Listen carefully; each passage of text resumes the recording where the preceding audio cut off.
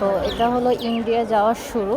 তো আমি বাস দিয়ে গিয়েছিলাম। সো যেদিন বাসে আসে ওটার কি বাসে ওঠার আগের মুহূর্ত যেটা ছিল ঢাকাতে এই অবস্থা, কারণ বৃহস্পতিবার রাত ছিল, সবাই ছুটি, গার্মেন্টস যাওয়ার এই অবস্থা, ভিড় আর ভিড়। পরে আমি বাস দিয়ে আমি বেনাপোলে নামছি, বেনাপোল থেকে এই যে বাস।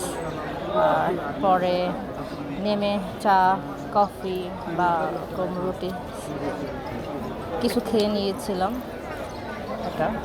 আর ওখানে বসে কিছু সময় রেস্ট নিয়েছিলাম, কারণ আমি হলো 6টার সময় নেমে পড়ছি, আমি একজনের জন্য ওয়েট করতেছিলাম। পরে এই হলো ইতিহাস, বাকিটা আর কি বুঝে নেবেন। আর বাকিটা ইতিহাস বলতে এই যে সব ভিড় আর ভিড়, মনে হয় বাংলাদেশের সব মানুষ ইন্ডিয়াতে যাচ্ছে ঈদ করতে।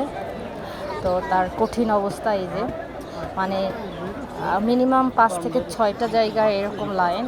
তো যে যার গুতাগুতি দিয়ে ঢুকতে পারবে সে তত লাভবান হবে এখানে। তো আপনি যত গুতা দিতে পারবেন তত ভালো।